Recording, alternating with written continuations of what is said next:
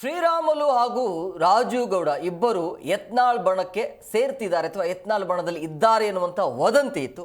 ಆ ವದಂತಿಗೆ ಸಂಬಂಧಪಟ್ಟಂತೆ ರಾಜು ಗೌಡರು ಕೂಡ ಮಾತನಾಡಿದ್ದಾರೆ.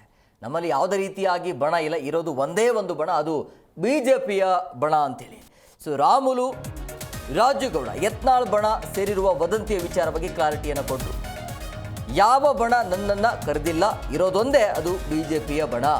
ಸೊ ಯತ್ನಾಳ್ ಕಾಂಗ್ರೆಸ್ನವರಾಗಿದ್ದರೆ ಚಿಂತೆ ಮಾಡಬೇಕಾಗಿತ್ತು.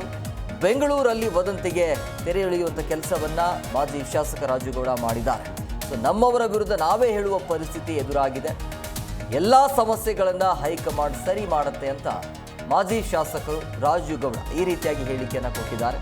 ಸೊ ಈ ರೀತಿಯ ವದಂತಿ ಇತ್ತು. ಈಗ ರಾಮುಲು ಅವರು ಮತ್ತು ರಾಜುಗೌಡರು ಇಬ್ಬರು ಕೂಡ ಯತ್ನಾಳ್ ಬಣದಲ್ಲಿ ಇರ್ತಾರೆ ಅಥವಾ ಯತ್ನಾಳ್ ಬಣಕ್ಕೆ ಹೋಗ್ತಿದ್ದಾರೆ ಅಂತ ವಿಚಾರವಾಗಿ. ಸೊ ಯತ್ನಾಳ್ ಅವರು ಬೇರೆ ಅಲ್ವೇ ಅಲ್ಲ, ಸೊ ಒಂದೇ ಪಕ್ಷ.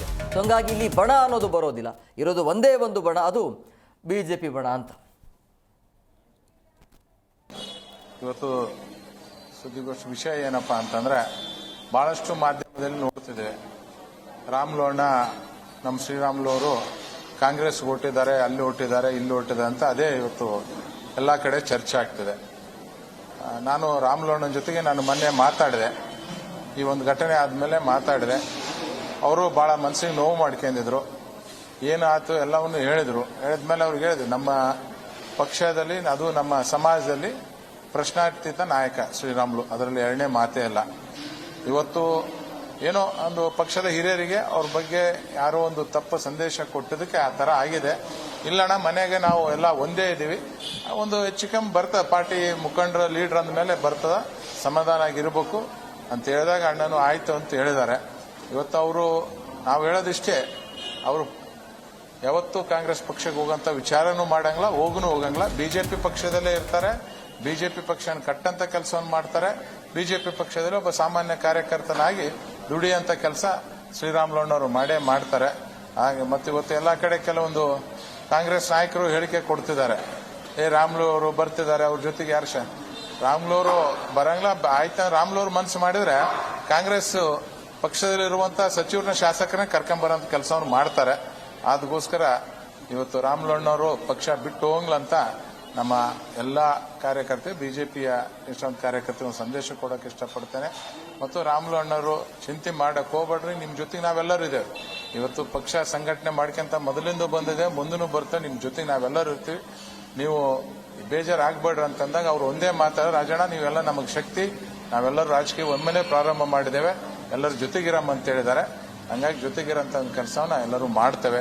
ಇವತ್ತು ಜನಾರ್ದನ್ ರೆಡ್ಡಿ ಸರ್ದು ಅವ್ರದ್ದು ಕೆಲವೊಂದು ವಿಷಯಗಳು ನಿನ್ನೆ ಬಂದಿದೆ. ಯಾಕಂದ್ರೆ ಅವರಿಬ್ಬರು ಬಹಳ ಆತ್ಮೀಯ ಸ್ನೇಹಿತರು, ಅವರು ಚಿಕ್ಕವರಿಂದಾಗೂ ಒಳ್ಳೆಯ ಸ್ನೇಹಿತರು. ಯಾರಾದ್ರೂ ನಮ್ಮ ಭಾಗದಾಗ ಜಿ ಕನ್ನಡ ನ್ಯೂಸ್ ಈಗ ನಿಮ್ಮ ಮನೆಯಲ್ಲೇ ನೋಡಿ, ಎಲ್ಲ ಕೇಬಲ್ಗಳಲ್ಲಿ ಈಗ ಲಭ್ಯ.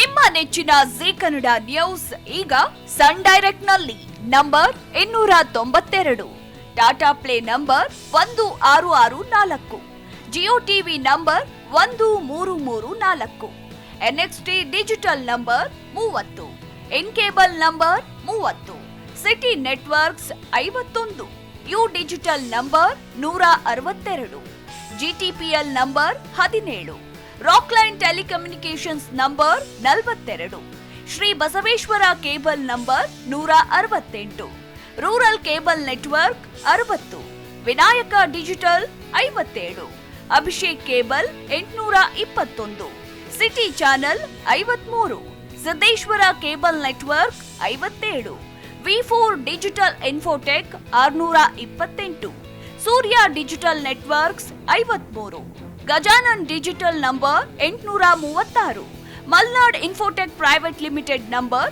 56, Metrocast number 830, Victory digital number 167ರಲ್ಲಿ ನೋಡಿ ಆನಂದಿಸಿ.